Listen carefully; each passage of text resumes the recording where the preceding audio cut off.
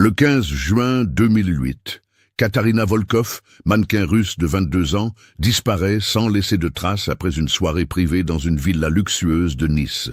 Son passeport, ses bijoux, ses vêtements, tout reste intact dans sa chambre du prestigieux hôtel Negresco. Les caméras de surveillance montrent qu'elle n'est jamais revenue à l'hôtel cette nuit-là. Pourtant, aucun témoin ne se souvient l'avoir vue partir de la fête. Comment une jeune femme peut-elle simplement s'évaporer lors d'une soirée où tout le monde la connaît? Les enquêteurs découvriront que cette disparition cache un secret bien plus sombre que tout ce qu'ils auraient pu imaginer. Une vérité qui révélera comment l'industrie du glamour peut dissimuler les crimes les plus abominables. Avant de continuer avec cette histoire troublante, si vous appréciez les cas mystérieux réels comme celui-ci, abonnez-vous à la chaîne et activez les notifications pour ne manquer aucun nouveau cas. Maintenant, découvrons comment tout a commencé. Nice, juin 2008. La Côte d'Azur rayonne sous le soleil méditerranéen, attirant comme chaque été l'élite internationale. Cette année-là, la ville connaît une effervescence particulière avec l'organisation de plusieurs événements fashion qui transforment la promenade des Anglais en véritable podium à ciel ouvert. Katarina Volkov arrive à l'aéroport Nice-Côte d'Azur le 13 juin, un vendredi après-midi. Grande, élancée, avec des cheveux blonds platine qui captent immédiatement la lumière, elle incarne parfaitement l'image de la mannequin internationale. Ses yeux verts, héritage de sa mère géorgienne, lui donnent ce regard intense, si recherché par les photographes de mode. À 22 ans, elle travaille déjà depuis 4 ans dans l'industrie, principalement pour des marques russes et européennes de prêt-à-porter de luxe. Née à Moscou dans une famille de classe moyenne, Katarina est la fille unique de Sergueï Volkov, ingénieur dans l'industrie pétrolière, et de Naïsa Chavchavadze, ancienne danseuse classique reconvertie dans l'enseignement. Sa découverte remonte à ses 18 ans, lors d'un concours de beauté régional où elle avait participé presque par hasard, encouragée par ses amis de l'université où elle étudiait la littérature française. Le contraste entre sa vie d'étudiante moscovite et son nouveau statut de mannequin international ne cesse de la surprendre. Katarina garde une personnalité réservée, presque timide en privé, très différente de l'assurance qu'elle dégage devant les objectifs. Elle parle couramment le russe, l'anglais et le français, ce qui facilite grandement son travail à l'étranger. Cette mission à Nice n'est pas sa première sur la Riviera française. L'année précédente, elle avait déjà participé à une campagne pour une marque de bijouterie monégasque. Cette fois, elle est invitée par l'agence Riviera Elite, dirigée par Vincent Château, un homme de 53 ans, connu dans le milieu pour ses connexions avec les grandes maisons de couture et son carnet d'adresses impressionnant. L'agence Riviera Elite existe depuis 15 ans et a bâti sa réputation sur sa capacité à organiser des événements exclusifs mêlant mode, art et société. Vincent Château, ancien mannequin masculin, reconverti dans le management, est respecté pour son professionnalisme et son sens des affaires. Grand, toujours impeccablement habillé, il cultive une image de gentleman français traditionnel avec ses costumes sur mesure et ses manières raffinées. Katarina loge au Negresco, palace emblématique de la promenade des Anglais. Sa chambre, au 4e étage côté mer, offre une vue panoramique sur la baie des Anges.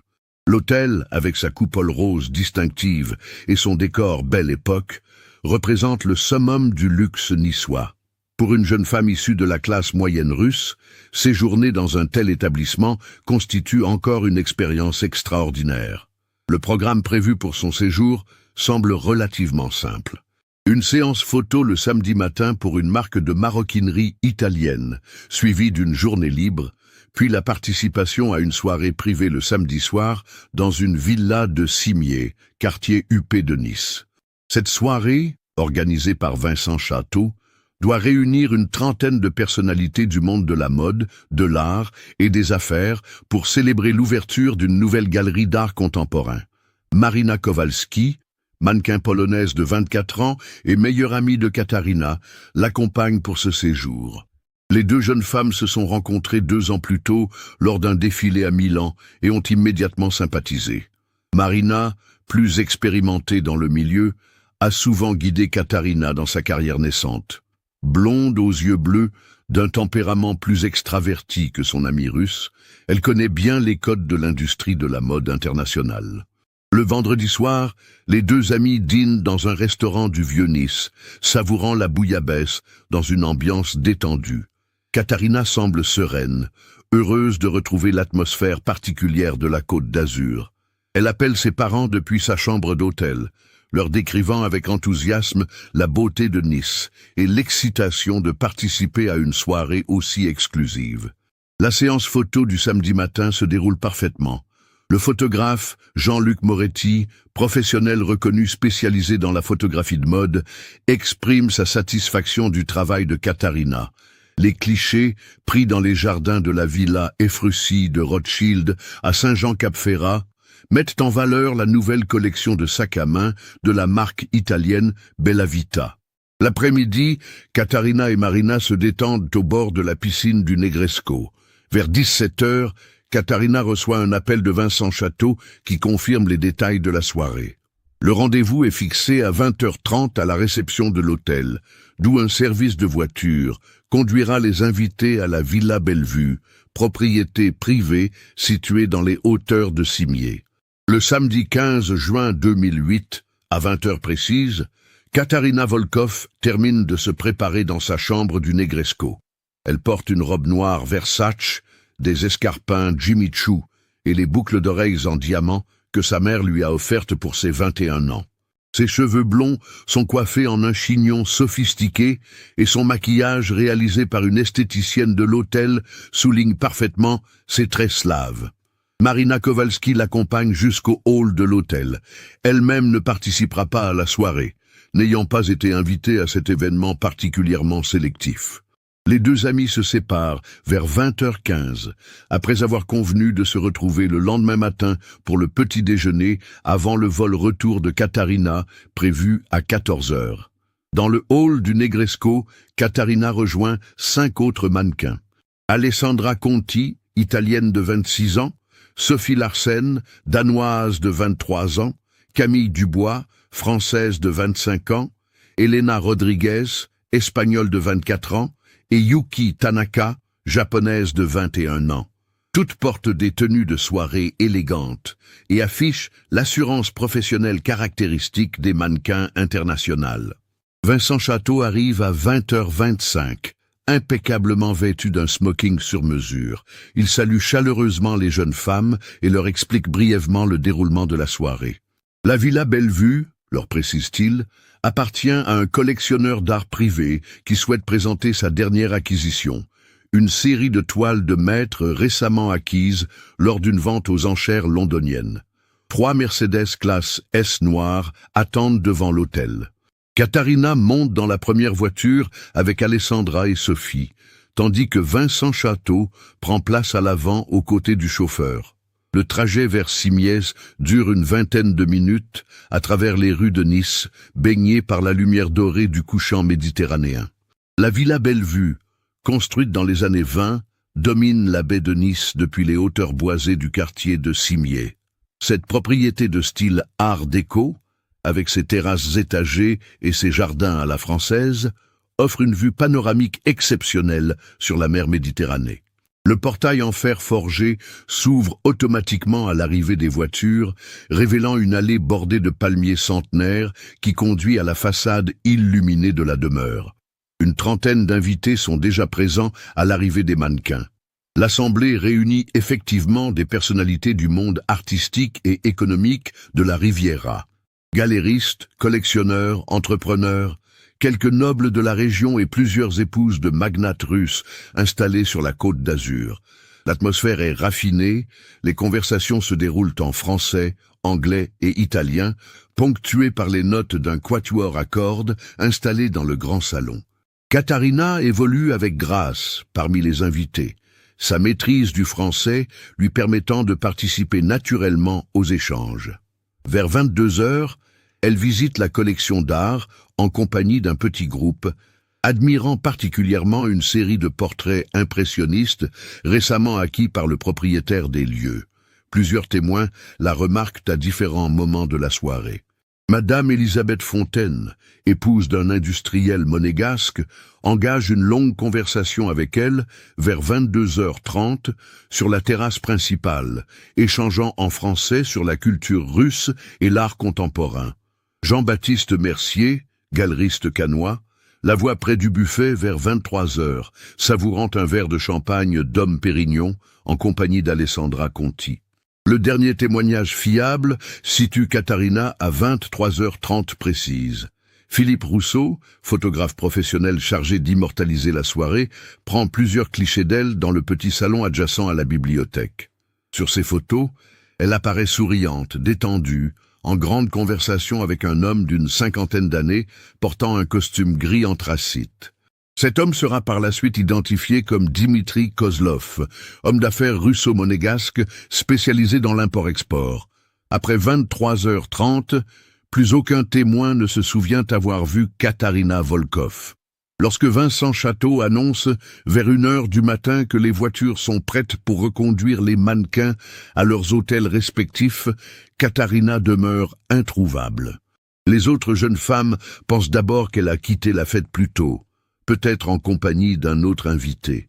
Une recherche discrète est organisée dans la propriété. Vincent Château, aidé par le personnel de maison, inspecte méthodiquement tous les salons, la bibliothèque, les terrasses et même les jardins éclairés par des projecteurs de sécurité. Les toilettes, les chambres d'amis du premier étage, le bureau du propriétaire, aucun espace n'est oublié. Cette investigation informelle dure près d'1 heure sans résultat.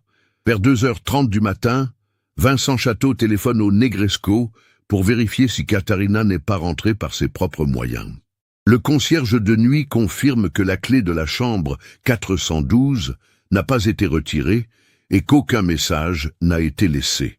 Marina Kowalski, réveillée par un appel de Vincent Château, confirme qu'elle n'a reçu aucune nouvelle de son ami depuis leur séparation dans le hall de l'hôtel. À ce moment-là, l'inquiétude devient palpable. Les mannequins encore présentes, Alessandra, Sophie et Elena, commencent à exprimer leurs préoccupations. Elles connaissent Katharina depuis suffisamment longtemps pour savoir qu'elle n'aurait jamais quitté une soirée professionnelle sans prévenir, surtout pas en abandonnant ses collègues. Vincent Château prend la décision de contacter les autorités. À 3h15 du matin, il appelle le commissariat central de Nice pour signaler la disparition de Katharina Volkov. L'officier de permanence, après avoir pris les informations de base, indique qu'une équipe de police judiciaire se rendra sur place dans les plus brefs délais. Les premiers policiers arrivent à la Villa Bellevue vers 4h du matin. L'inspecteur François Blanchard, officier expérimenté de 52 ans, prend immédiatement les choses en main. Grand, cheveux grisonnants, regard perçant, il dirige depuis 15 ans les enquêtes criminelles les plus délicates du département des Alpes-Maritimes. Son expérience des milieux huppés de la Côte d'Azur lui permet de comprendre rapidement les enjeux particuliers de cette disparition. Le périmètre de la propriété est sécurisé pendant que les techniciens de l'identité judiciaire commencent leurs premières constatations. Les jardins sont passés au peigne fin à l'aide de projecteurs mobiles. La piscine est vidangée et inspectée minutieusement. Aucune trace de violence, aucun indice physique de la présence de Katharina après 23h30. Les interrogatoires commencent immédiatement. Chaque invité encore présent est entendu individuellement dans le bureau du propriétaire transformé en salle d'audition temporaire. Les témoignages convergent. Katharina était présente, souriante et participative jusqu'à 23h30 environ, puis plus personne ne l'a vue ni entendue. Le propriétaire de la Villa Bellevue, Charles-Henri de Montclair, aristocrate de 68 ans et collectionneur reconnu, exprime sa stupéfaction. Il insiste sur le fait que sa propriété est parfaitement sécurisée, avec un système d'alarme périmétrique et des caméras de surveillance couvrant tous les accès. Pourtant, la vérification des enregistrements ne montre aucune sortie de Katharina par les entrées principales. À l'aube du dimanche 16 juin, l'inspecteur Blanchard prend la mesure de la situation exceptionnelle à laquelle il fait face. Une jeune femme de 22 ans s'est littéralement volatilisée lors d'une soirée privée dans une propriété surveillée, devant une trentaine de témoins qui affirment tous ne rien avoir vu d'anormal. L'enquête qui commence s'annonce déjà comme l'une des plus complexes de sa carrière. La nouvelle de la disparition de Katarina Volkov se répand comme une traînée de poudre dans le microcosme de la mode internationale. Le dimanche 16 juin au matin, Marina Kowalski, effondrée, contacte l'agence parisienne qui représente Katarina. En quelques heures, l'information remonte jusqu'à Moscou, où Sergueï et Naïsa Volkov apprennent que leur fille unique a disparu dans des circonstances inexpliquées. L'arrivée des parents de Katarina à Nice, le lundi 18 juin, marque un tournant émotionnel dans l'enquête. Sergueï Volkov, homme imposant de 55 ans, aux traits burinés par des années de travail dans l'industrie sibérienne, cache mal son désarroi derrière une façade stoïque. Naïsa, ancienne ballerine dont la grâce naturelle contraste avec sa détresse visible, pleure silencieusement dans les couloirs du commissariat. L'inspecteur Blanchard organise immédiatement un entretien approfondi avec les parents. Il confirme que Katarina les avait appelés le vendredi soir depuis sa chambre d'hôtel, semblant détendu et enthousiaste à l'idée de participer à cette soirée exclusive. Aucun problème personnel, aucune menace, aucune dette connue. Katarina menait une vie rangée, divisée entre son travail de mannequin et ses études de littérature française, qu'elle poursuivait par correspondance. Les investigations techniques progressent méthodiquement. L'analyse des enregistrements de surveillance de la Villa Bellevue révèle effectivement l'arrivée de Katarina à 20h45, mais aucune image de sa sortie. Les caméras couvrent tous les accès véhiculaires et piétonniers de la propriété. L'hypothèse d'une sortie clandestine par les jardins arrière, donnant sur un ravin boisé, est explorée par les équipes cynophiles sans résultat probant. La chambre de Katarina au Negresco livre ses premiers indices troublants. Ses affaires sont rangées avec un soin méticuleux.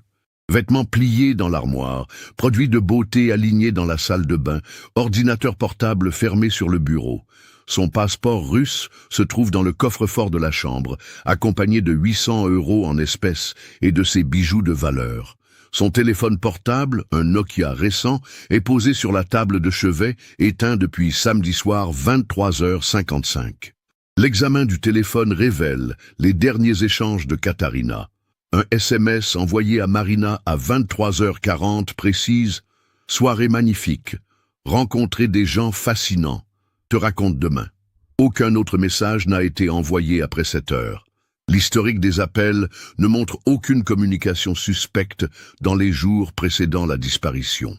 Vincent Château, organisateur de la soirée, fait l'objet d'une surveillance discrète.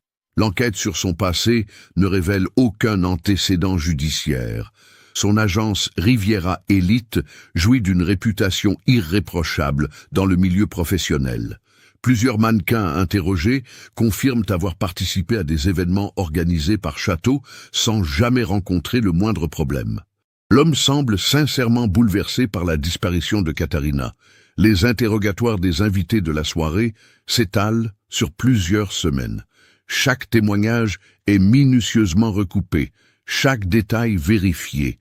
Dimitri Kozlov, le dernier homme à avoir été vu en conversation avec Katarina, fait l'objet d'une attention particulière. Homme d'affaires de 53 ans, établi à Monaco depuis 10 ans. Il dirige une société d'import-export, spécialisée dans les produits de luxe entre l'Europe et la Russie. Kozlov se présente spontanément au commissariat le mercredi 25 juin pour témoigner. Il confirme avoir conversé avec Katarina vers 23h15, évoquant avec elle les différences culturelles entre Moscou et Nice. Selon lui, la jeune femme semblait parfaitement détendue et n'a évoqué aucune intention de quitter la soirée prématurément. Leur conversation a duré environ 15 minutes avant qu'ils ne rejoignent d'autres invités sur la terrasse principale. Marina Kowalski prolonge son séjour à Nice pour assister à l'enquête. Son témoignage apporte des détails précieux sur l'état d'esprit de Katarina dans les jours précédant sa disparition. Selon elle, Son ami traversait une période heureuse de sa vie, enthousiaste à l'idée de développer sa carrière internationale. Aucune relation sentimentale compliquée, aucun conflit professionnel, aucune dette de jeu ou problème de drogue. Katharina était décrite par tous comme une jeune femme équilibrée et responsable. L'enquête s'oriente alors vers l'hypothèse d'un enlèvement, malgré l'absence totale de demande de rançon. L'inspecteur Blanchard fait appel à ses contacts d'Interpol pour vérifier si des cas similaires ont été signalés dans d'autres pays européens. Plusieurs disparitions de mannequins sont répertoriées, mais aucune ne présente de similitude probante avec le cas de Katharina. Les médias s'emparent de l'affaire fin juin. La presse People française titre sur « Le mystère de l'ange russe disparu à Nice ».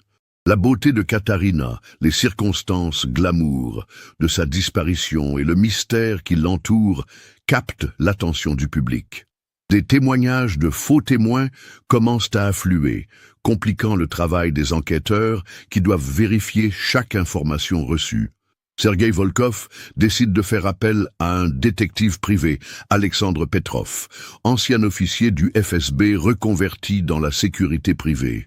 Petrov, homme discret de 48 ans, entreprend ses propres recherches en parallèle de l'enquête officielle.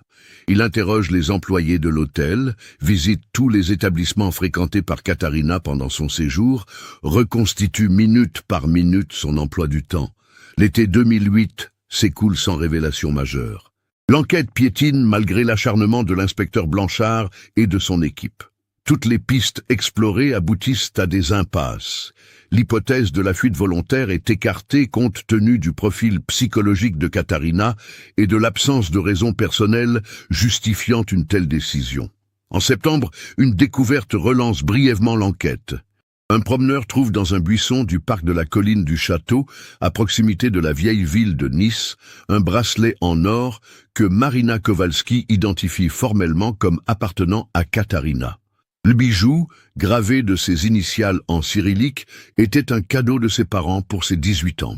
L'analyse balistique ne révèle aucune trace d'ADN exploitable, le bracelet ayant été exposé aux intempéries pendant plusieurs mois. Cette découverte soulève plus de questions qu'elle n'apporte de réponses. Comment ce bracelet s'est-il retrouvé à plusieurs kilomètres de la Villa Bellevue? Katharina l'a-t-elle perdu lors d'une promenade antérieure à sa disparition, ou constitue-t-il un indice sur les circonstances de celle-ci? Les recherches sont étendues à tout le secteur environnant, sans résultats supplémentaires. L'automne voit s'installer une forme de résignation douloureuse dans l'entourage de Katharina. Ses parents retournent à Moscou, épuisés par des mois d'attente et d'espoir déçus. Marina reprend sa carrière de mannequin, mais témoigne de cauchemars récurrents et d'une anxiété permanente lors des déplacements professionnels. Vincent Château ferme temporairement son agence, perturbé par les soupçons qui ont pesé sur lui et la médiatisation négative de l'affaire. L'inspecteur Blanchard refuse d'abandonner. Il sait que dans ce type d'enquête, la vérité émerge souvent au moment où on l'attend le moins. Il maintient une surveillance discrète sur certains protagonistes de la soirée et continue de recevoir les témoignages tardifs qui parviennent sporadiquement au commissariat. L'hiver 2008-2009 apporte son lot de fausses pistes. Un témoignage situe Katharina à Marseille en novembre, un autre à Cannes en décembre.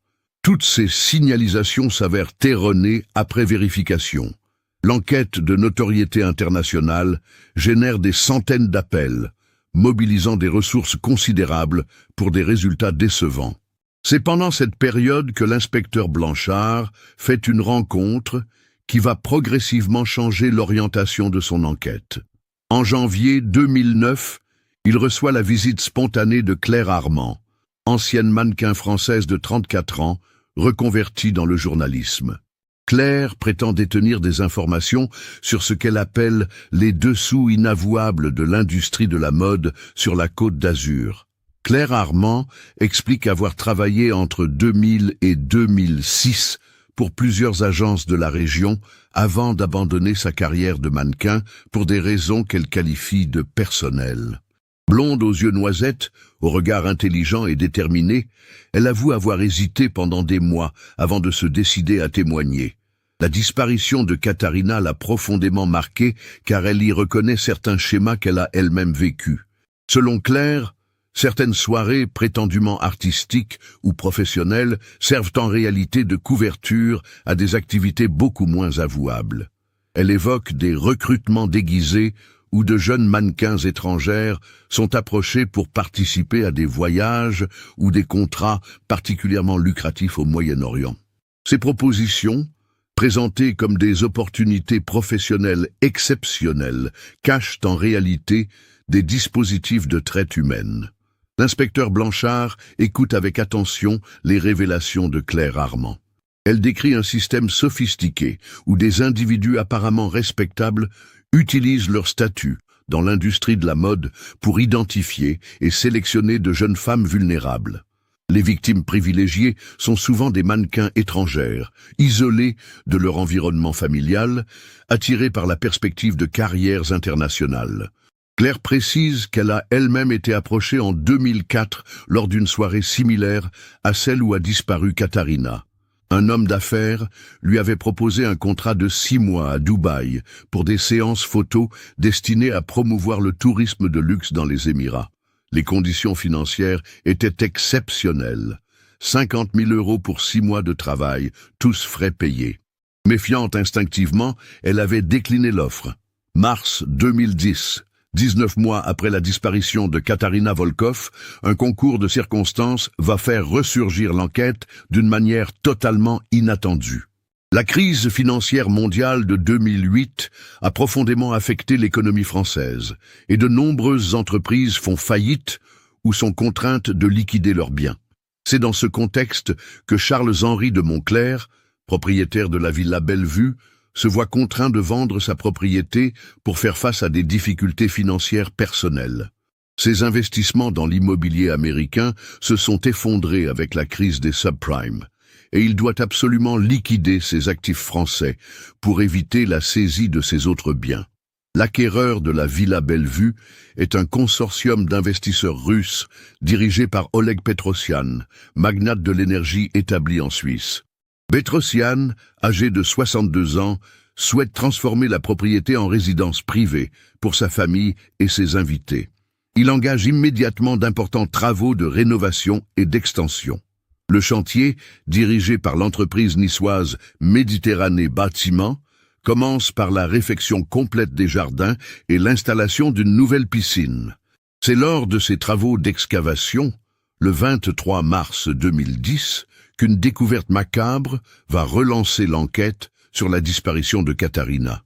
Les ouvriers creusent à 3 mètres de profondeur pour installer les fondations du nouveau pool house quand la pelleteuse heurte quelque chose de dur.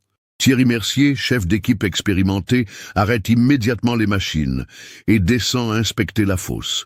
Ce qu'il découvre, le glace d'horreur, des fragments d'os humains mélangés à des lambeaux de tissu noir.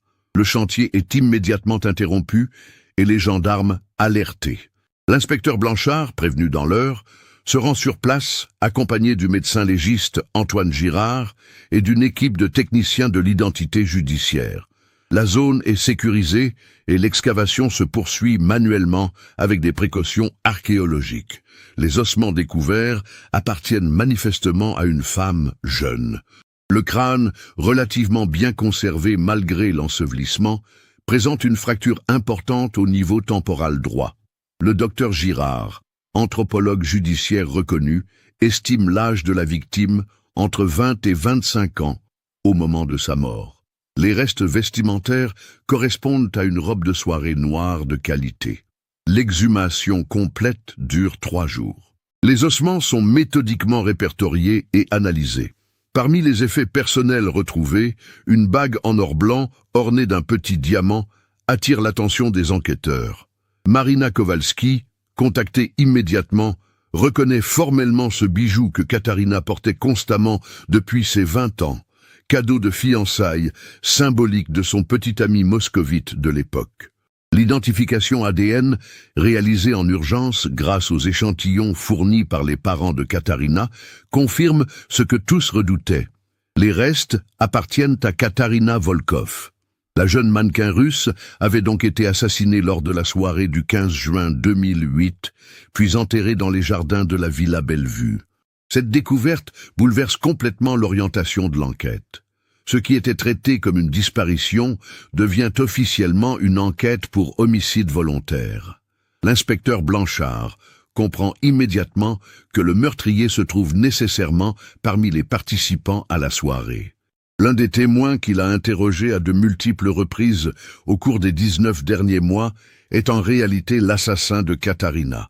L'examen médico-légal des ossements révèle que Katharina a été tuée par un coup violent à la tête, probablement porté avec un objet contondant.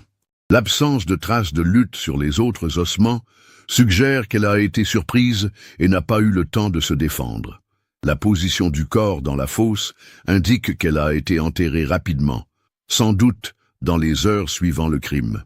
L'analyse des couches de terre superposées confirme que l'ensevelissement remonte à environ 21 mois, soit précisément à l'époque de la disparition.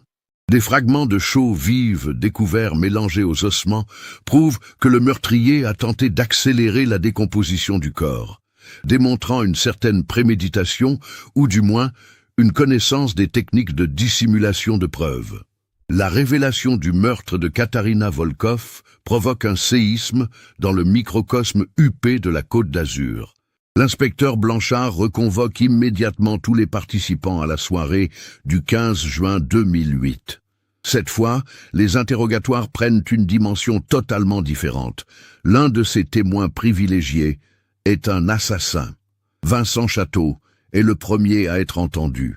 L'organisateur de la soirée, visiblement éprouvé par 21 mois de soupçons et de rumeurs, clame son innocence avec véhémence.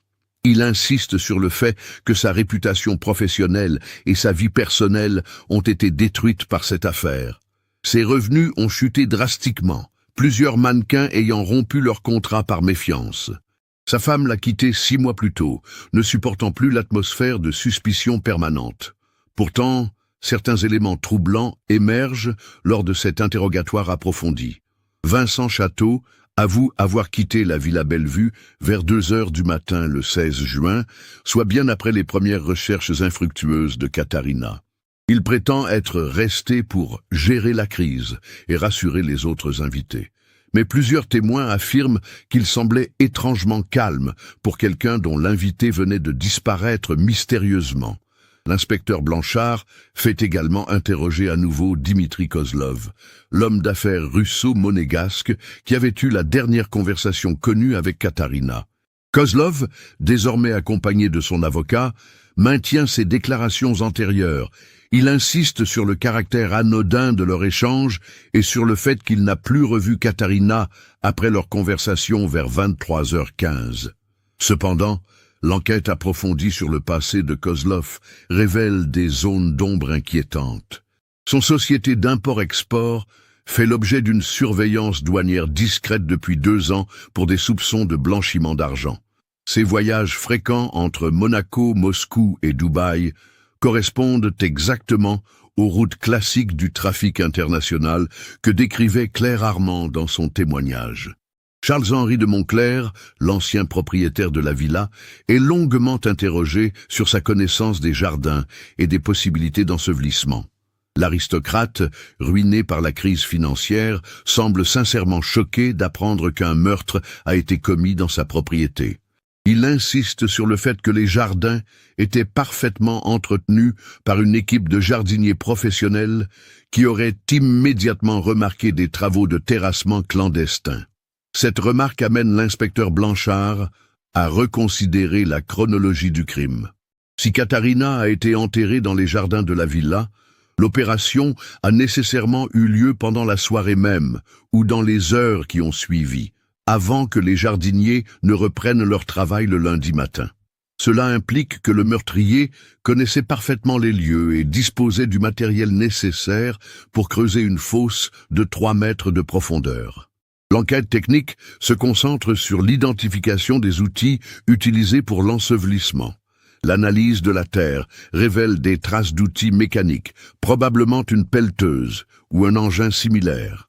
Or, les jardins de la Villa Bellevue étaient justement en cours d'aménagement cette semaine-là, et plusieurs engins de chantier étaient garés dans la propriété pour des travaux d'extension de la piscine, prévus le lundi suivant. Cette découverte oriente l'enquête vers les employés et prestataires ayant accès à la propriété. L'entreprise de jardinage Jardin de la Riviera, dirigée par Marc Delacroix, travaillait pour Charles-Henri de Montclair depuis 8 ans. Delacroix, homme de 57 ans au physique imposant, connaît chaque recoin de la propriété et manie parfaitement les engins de terrassement. Interrogé une première fois en 2008 comme témoin accessoire, Delacroix avait déclaré n'avoir pas travaillé pendant le week-end de la disparition. Il prétendait avoir passé son samedi soir en famille, regardant un match de football à la télévision. Sa femme et ses 2 fils avaient confirmé cet alibi. Pourtant, réinterrogé en mars 2010, certains détails de son témoignage ne collent plus. L'inspecteur Blanchard découvre que Marc Delacroix a menti sur un point crucial. Il s'est effectivement rendu à la Villa Bellevue dans la nuit du 15 au 16 juin, prétendument pour vérifier la sécurité de ses engins suite à un appel téléphonique de Vincent Château. Cet appel, dont l'existence n'avait jamais été mentionnée auparavant, aurait eu lieu vers 1h30 du matin. Confronté à cette contradiction, Vincent Château finit par admettre avoir effectivement appelé Delacroix cette nuit-là. Il explique que face à la disparition inexpliquée de Katharina, il craignait que des intrus ne se soient introduits dans la propriété et n'aient dérobé du matériel. Il avait donc demandé au jardinier de venir vérifier que ces engins n'avaient pas été utilisés ou endommagés. Cette révélation change complètement la donne. Marc Delacroix s'est donc trouvé sur les lieux du crime quelques heures après la disparition de Katharina, avec un accès libre aux engins de terrassement. De plus, sa connaissance parfaite des jardins lui permettait de choisir l'emplacement idéal pour dissimuler un corps, une zone en friche destinée à l'aménagement futur, où le retournement de terre passerait inaperçu. L'interrogatoire approfondi de Marc Delacroix révèle un homme de plus en plus nerveux. Il maintient n'avoir rien vu d'anormal lors de sa visite nocturne, mais ses versions se contredisent sur l'heure exacte de son arrivée et la durée de sa présence sur place. Il prétend d'abord être resté 15 minutes, puis avoue avoir passé près de 2 heures à inspecter méthodiquement ses machines et le matériel stocké. L'inspecteur Blanchard fait analyser les téléphones portables de tous les protagonistes pour reconstituer les communications de cette nuit tragique.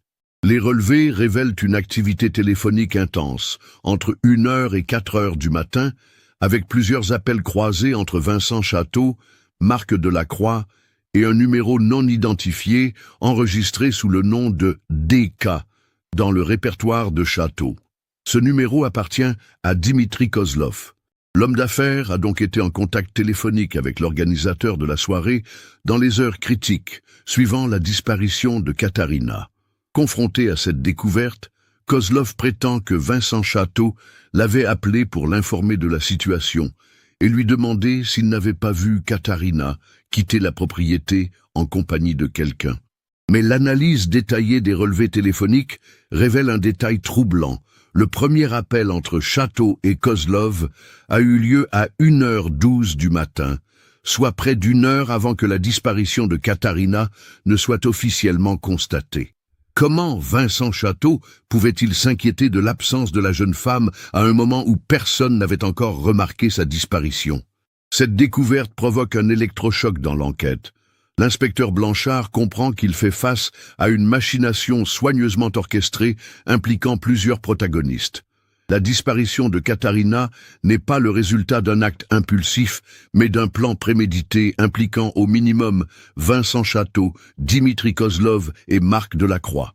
L'étau se resserre autour des 3 hommes. Leur reconvocation simultanée au commissariat le 8 avril 2010 marque le début de la phase finale de l'enquête. Pour la première fois depuis 22 mois, l'inspecteur Blanchard sent qu'il touche au but. La vérité sur le meurtre de Katharina Volkov va enfin éclater au grand jour. Le 8 avril 2010, à 9h du matin, Vincent Château, Dimitri Kozlov et Marc Delacroix sont convoqués simultanément au commissariat central de Nice. L'inspecteur Blanchard a minutieusement préparé cette confrontation finale, sachant qu'il ne disposera probablement que d'une seule chance pour faire craquer la conspiration du silence qui protège les meurtriers de Katharina. La stratégie de Blanchard consiste à interroger les trois hommes séparément, en leur révélant progressivement les preuves accumulées contre eux, tout en leur laissant croire que les autres ont déjà avoué leur participation au crime. Cette technique, classique mais efficace, vise à provoquer des contradictions dans leurs versions respectives. Vincent Château est le premier interrogé. Face à l'inspecteur Blanchard et au juge d'instruction Philippe Martineau, l'ancien organisateur de soirées mondaines semble avoir vieilli de 10 ans. Ses cheveux ont blanchi. Son élégance naturelle a laissé place à une nervosité palpable. Ses mains tremblent légèrement quand il allume sa cigarette.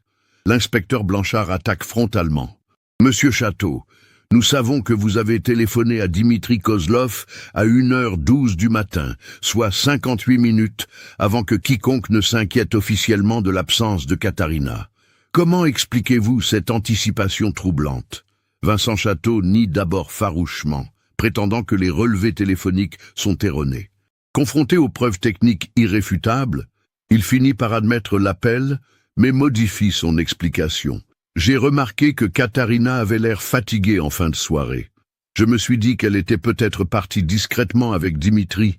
Il semblait bien s'entendre. J'ai voulu vérifier avant d'alarmer les autres invités. Cette version ne résiste pas à l'analyse. » L'inspecteur Blanchard révèle alors l'existence des enregistrements de vidéosurveillance récemment retrouvés dans les archives de sécurité de la villa. Ces images, stockées automatiquement sur un serveur distant pour des raisons d'assurance, montrent Vincent Château se dirigeant vers les jardins arrière à 23h45, soit 15 minutes après la dernière apparition publique de Katharina. Acculé, Vincent Château s'effondre partiellement. Il avoue avoir effectivement suivi Katharina dans les jardins, mais maintient qu'il l'a trouvée déjà morte. Selon sa nouvelle version, la jeune femme aurait fait une chute accidentelle depuis la terrasse supérieure, se fracturant mortellement le crâne sur les pierres du bassin ornemental. « J'ai paniqué », sanglote Vincent Château. « Ma carrière, ma réputation, tout était fini si on découvrait qu'une invitée était morte pendant une de mes soirées. J'ai appelé Dimitri parce qu'il a l'habitude de gérer les situations délicates dans ses affaires. C'est lui qui a eu l'idée d'enterrer le corps et de faire croire à une disparition. Cette confession partielle ne satisfait pas l'inspecteur Blanchard. L'autopsie médico-légale a formellement exclu l'hypothèse de la chute accidentelle. La fracture du crâne de Katharina résulte indiscutablement d'un coup porté avec un objet contondant, et sa position dans la fosse exclut tout accident. Dimitri Kozlov est interrogé immédiatement après. L'homme d'affaires russo-monégasque, accompagné de son avocat maître Jean-François Alberti, adopte une stratégie de déni total.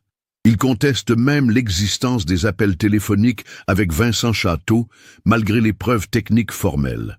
L'inspecteur Blanchard joue alors sa carte maîtresse. Il révèle que l'enquête internationale menée avec Interpol a permis d'identifier Dimitri Kozlov comme suspect dans la disparition de 3 autres mannequins entre 2005 et 2008. Olga Petrov, russe, disparue à Cannes en 2005. Sofia Angelov, bulgare, volatilisée à Monaco en 2006. Et Anastasia Kuznetsova, ukrainienne, disparue à Saint-Tropez en 2007. Votre méthode était toujours la même, accuse Blanchard. Vous repériez de jeunes mannequins étrangères lors de soirées mondaines. Vous les approchiez avec des propositions de contrats mirifiques au Moyen-Orient, puis elles disparaissaient. Katharina Volkov a simplement eu la malchance de refuser votre offre un peu trop fermement. Face à ces accusations, Dimitri Kozlov perd son sang-froid. Il se dresse violemment, renversant sa chaise. Ces femmes sont parties volontairement. Elles ont signé des contrats, elles ont été payées.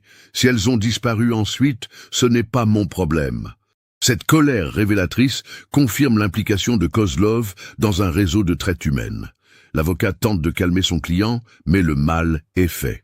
Kozlov vient d'admettre implicitement sa participation à l'organisation de départ de jeunes femmes vers des destinations inconnues. L'inspecteur Blanchard enfonce le clou. Katarina était différente des autres, n'est-ce pas? Elle était plus méfiante, plus indépendante. Quand vous lui avez proposé votre contrat à Dubaï, elle a menacé de prévenir les autorités. Vous ne pouviez pas vous permettre qu'elle révèle votre trafic. Dimitri Kozlov comprend que son avocat ne pourra pas le sortir de cette situation. Il demande à s'entretenir en privé avec les enquêteurs, sans la présence de Maître Alberti. C'est alors qu'il livre la version complète des événements de cette nuit tragique. Katarina était intelligente, trop intelligente, avoue-t-il d'une voix blanche. Quand je lui ai parlé du contrat à Dubaï, elle a immédiatement compris qu'il y avait quelque chose de louche. Elle m'a dit qu'elle connaissait d'autres filles qui avaient accepté ce genre de proposition et qu'on n'avait plus jamais eu de nouvelles. Elle m'a menacé d'aller voir la police le lendemain matin. Selon Kozlov, Katarina avait quitté la terrasse principale vers 23h30 pour se rendre aux toilettes. Il l'avait suivie, espérant la convaincre de garder le silence moyennant une somme d'argent importante. La discussion avait rapidement dégénéré quand la jeune femme avait maintenu sa décision d'alerter les autorités.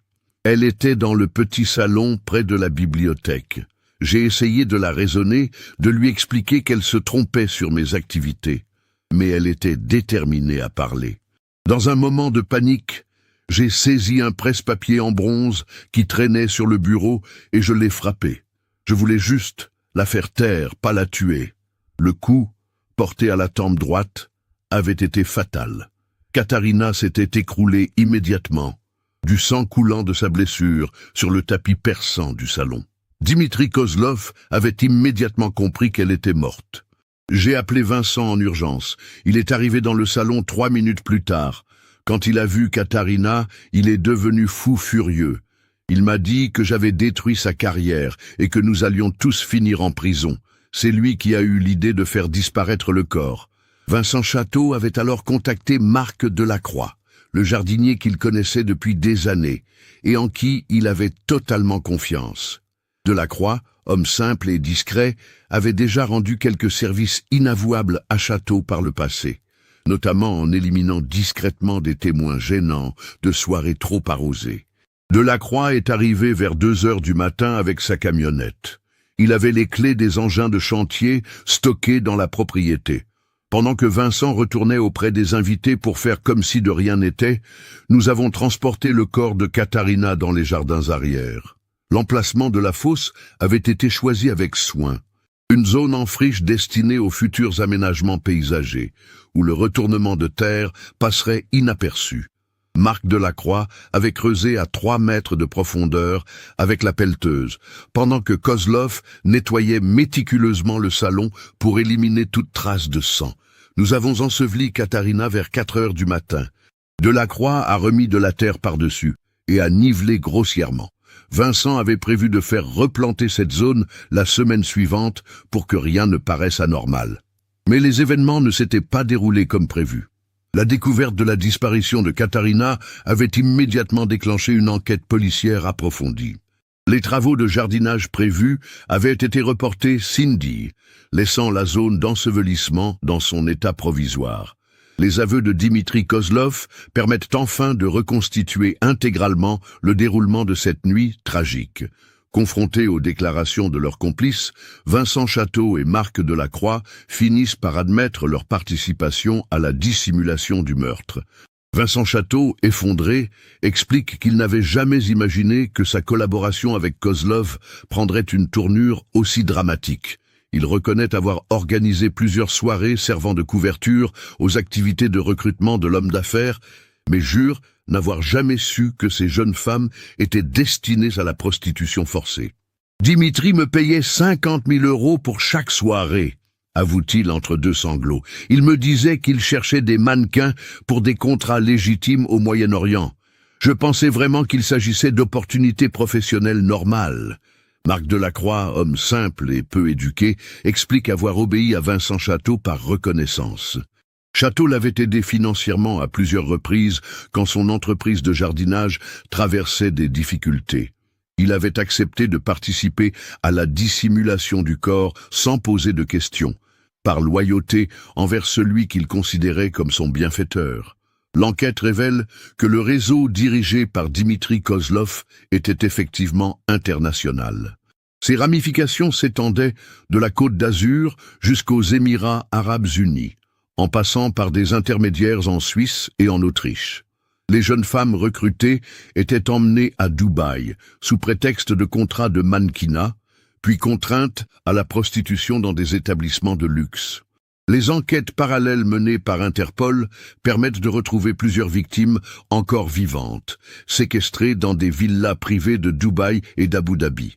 Olga Petrov, Sofia Angelov et Anastasia Kuznetsova sont libérées et rapatriées dans leurs pays respectifs. Leurs témoignages confirment le mode opératoire décrit par les enquêteurs français. Le procès de Dimitri Kozlov, Vincent Château et Marc Delacroix s'ouvre à Nice en septembre 2011. L'affaire fait sensation dans les médias internationaux, révélant au grand public l'existence de réseaux de traite humaine utilisant l'industrie de la mode comme façade. Dimitri Kozlov, reconnu coupable de meurtre avec préméditation et de traite d'êtres humains en bande organisée, est condamné à 30 ans de réclusion criminelle. Vincent Château, reconnu coupable de complicité de meurtre et de dissimulation de cadavres, écope de 15 ans de prison. Marc Delacroix, dont la participation a été jugée accessoire, reçoit une peine de 8 ans d'emprisonnement. Le procès révèle également l'ampleur du préjudice causé aux familles des victimes.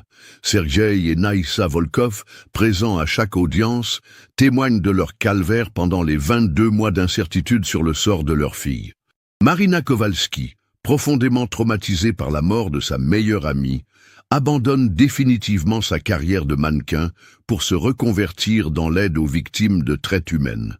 L'enquête sur le réseau Kozlov permet également de démanteler plusieurs autres filières opérant selon le même mode opératoire. Au total, 43 jeunes femmes de nationalités diverses sont identifiées comme victimes potentielles du trafic. 27 d'entre elles sont retrouvées vivantes et libérées, tandis que 16 demeurent portées disparues. Charles-Henri de Montclair, ancien propriétaire de la Villa Bellevue, intente une action en justice contre Vincent Château pour obtenir des dommages et intérêts. Il estime que l'utilisation criminelle de sa propriété a définitivement compromis sa valeur immobilière et sa réputation personnelle. L'inspecteur François Blanchard reçoit les félicitations de sa hiérarchie pour la résolution de cette enquête particulièrement complexe. Il témoigne devant une commission parlementaire sur les moyens de lutter contre la traite humaine dans l'industrie du divertissement. Ces recommandations conduisent à la mise en place de nouveaux protocoles de surveillance des événements privés impliquant des mannequins étrangères. Claire Armand, l'ancienne mannequin dont le témoignage avait orienté l'enquête vers la piste de la traite humaine, publie un livre révélant les dessous de l'industrie de la mode sur la Côte d'Azur. Son ouvrage, intitulé « Les anges déchus de la Riviera », devient un best-seller et contribue à sensibiliser l'opinion publique sur ces questions. La Villa Bellevue est finalement vendue en 2012 à un prix très inférieur à sa valeur initiale. Aucun acquéreur ne souhaitant habiter dans une propriété marquée par un tel drame.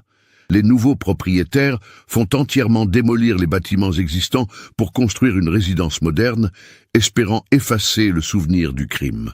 Marina Kowalski crée en 2013 une association internationale dédiée à la protection des mannequins étrangères travaillant en Europe. L'association Katarina Volkov aide les jeunes femmes à identifier les propositions douteuses et leur fournit un soutien juridique en cas de difficulté. Cette initiative, soutenue par plusieurs grandes maisons de couture, contribue à assainir progressivement l'industrie de la mode. Les parents de Katarina retournent vivre à Moscou après le procès, mais gardent des liens étroits avec la France. Ils créent une bourse d'études au nom de leur fille pour permettre à de jeunes Russes d'étudier la littérature française en toute sécurité dans les universités françaises. Cette bourse perpétue la mémoire de Katarina et son amour pour la culture française. Le meurtre de Katarina Volkov marque un tournant dans la lutte contre la traite humaine en Europe. Les protocoles de sécurité sont renforcés dans l'industrie de la mode, et une coopération internationale plus étroite est mise en place pour surveiller les déplacements de mannequins vers des destinations à risque. L'enquête révèle également les failles du système de protection des jeunes femmes, évoluant dans un milieu cosmopolite où les apparences de respectabilité peuvent dissimuler les crimes les plus abjects. Le contraste entre le glamour des soirées mondaines de la Riviera française et la réalité sordide de l'exploitation sexuelle illustre la nécessité d'une vigilance constante de la part des autorités et des professionnels du secteur. 3 ans après sa disparition, Katarina Volkov repose dans le cimetière orthodoxe de Moscou, près de la tombe de sa grand-mère qu'elle aimait tant. Sa pierre tombale, ornée d'une photo où elle sourit face à l'objectif, porte une inscription en français et en russe. Sa beauté illuminait le monde, sa mort nous rappelle que la vigilance est le prix de la liberté. Ce cas nous montre comment l'apparence de respectabilité peut dissimuler les crimes les plus odieux et comment l'industrie du glamour peut servir de façade à l'exploitation humaine. L'enquête minutieuse de l'inspecteur Blanchard démontre que la patience et la méthode finissent toujours par triompher du mensonge et de la dissimulation. Qu'est-ce que vous pensez de cette histoire? Avez-vous perçu les signaux d'alarme au cours de la narration? Partagez vos réflexions dans les commentaires. Si vous avez apprécié cette enquête approfondie, n'oubliez pas de vous abonner à la chaîne et d'activer les notifications. Laissez votre like si cette histoire vous a marqué et partagez-la avec quelqu'un qui s'intéresserait aussi à ce type de cas. La vigilance de chacun peut contribuer à protéger d'autres victimes potentielles.